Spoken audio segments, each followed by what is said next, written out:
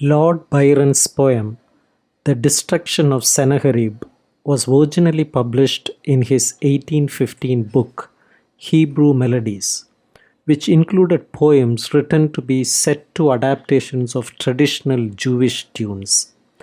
The poem is based on a brief story in 2 Chronicles 32:21 that records in one sentence the defeat of the Assyrians by God's angel of death. What details are missing in the biblical version, however, Byron provides. Through metrical invention, description, powerful imagery, and parallelism, the poet makes the dismal scene come to life. The destruction of the Assyrian invaders by the angel of death is not given any religious significance by Byron. Instead, he concentrates on seeing the scene clearly, imagining it so specifically that the reader can see the foam coming from the dying horse's mouth and the withered, distorted bodies of the Assyrian army. Byron also uses similes based on natural processes: summer turning to fall, snow melting, armor rusting, to suggest the transitory nature of all life. Let's see the summary of the poem. The first line is arresting and immediately identifies the motive of good versus evil. Sennacherib is the Assyrian, the king of Assyria, and he and his cohorts are descending on the Israelites. The people of Israel are mentioned nowhere else in the poem, so when they are compared to a fold or a flock of sheep, suggesting innocence, and Sennacherib is compared to a wolf, the line is drawn in the poetic sand between the evil, rapacious beast, Sennacherib, and the peaceful Israelites, the chosen of God, their shepherd. The rest of the opening quatrain is somewhat less negative in describing the remaining Assyrians. They are not as animalistic as their commander. In fact, the troops are seen in all their beauty. Their outfits gleam in the royal colors of purple and gold, and their spears shine so brightly they are like stars reflected on the Sea of Galilee. Of course, this brilliance is a setup. Byron wants to establish a beautiful scene so that its eventual destruction will stand out more effectively.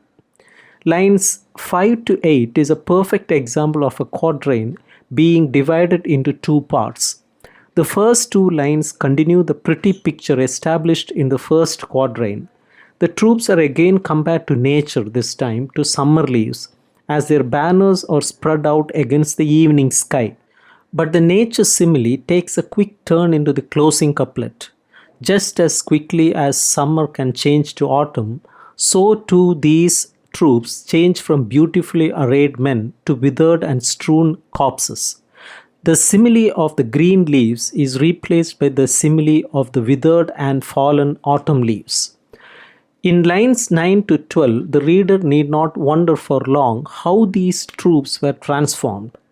The first half of this quatrain shows the angel of death at work. He spreads his wings not to protect or embrace, but to kill.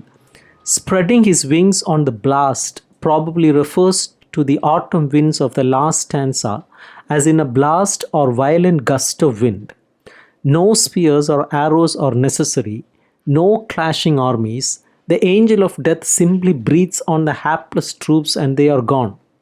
The concluding lines of the quatrain shift the camera eye from the angel to the troops. The reader can see their eyes wax over and their chests stop heaving. In the next quatrain, a horse is the focus. The scene is gruesomely described by Byron. The horse lies on the ground with its nostrils wide open, but no breaths are taken. Byron provides another image of desperation and pain. The horse had been gasping for breath so hard before it died that it has produced foam around its mouth. He uses another natural simile, saying the foam is as cold as the spray of the rock-beating surf. The reader needs to remember the opening quatrain here. Initially, the army was associated with the rolling waves of the Sea of Galilee, a tranquil simile, but now the Assyrians, or at least their horses, are aligned with the chill of an ocean and the violence of rock-beating surf. By transforming rolling waves into that rock beating surf, Byron demonstrates the shift that has taken place because of the angel of death's visit. Again, the quatrain is broken in the next. The first section focuses on the rider, second on the equipments of war, the tents, banners, lances, and trumpet. The soldiers who at the start of the poem were gleaming are now pale, and the sheen of their spears has been replaced with rust on the armor or mail. The final lines of this quatrain are interesting because of their emptiness. Usually, literature is filled with action, drama, music, and scenes. This moment is special because of what is absent. There are no sounds coming from the tents or the trumpets. There is no movement in the banners of the lances. The static scene effectively conveys the absence of life. The concluding stanza moves away from the battle scene. We see Assyrian women, presumably back in Assyria, wailing.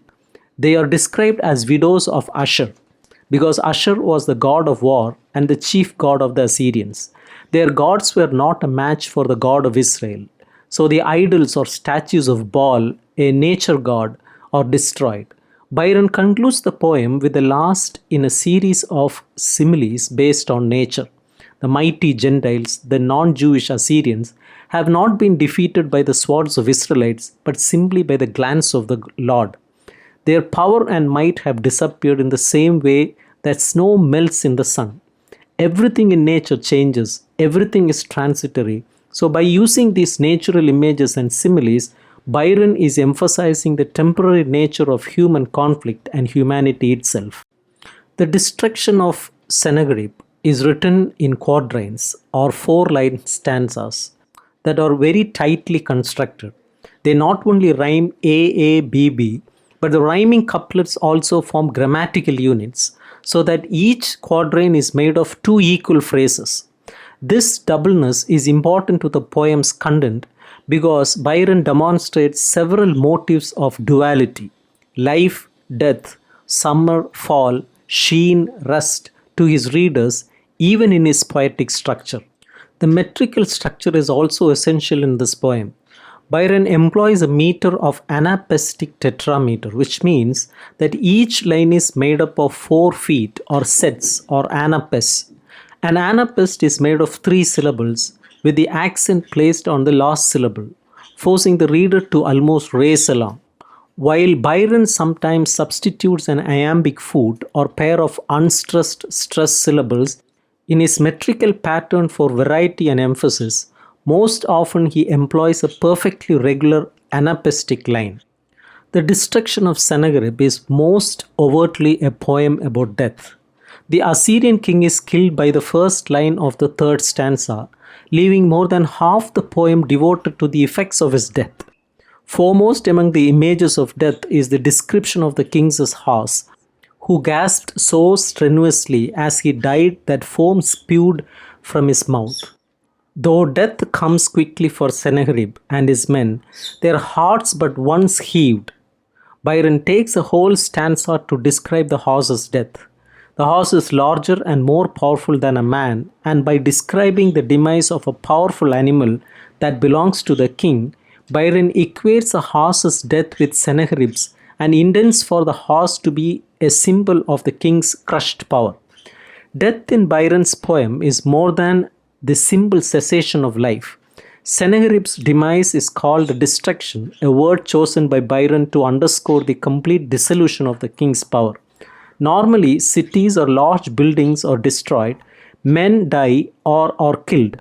But Sennacherib is a feared king who appears like a wolf on the fold, and the angel of death does not simply kill him but destroys him. His quick death is physical proof of the Hebrew belief that God is many times more powerful than the most powerful mortal. Moreover, the king's death is more than just the loss of one life. It is a symbol of the destruction of the entire Assyrian culture, a society that worshipped Baal, a pagan god of the Old Testament. The Old Testament verse that inspired Byron is 2 Chronicles 32:8, in which Hezekiah speaks to the people of Judah after Sennacherib has announced intentions to conquer their land. Using this verse, Byron created a scenario in which Sennacherib fights and loses the battle with God. However, Byron's poem is pure fiction. The Assyrian king almost was certainly killed by his own sons.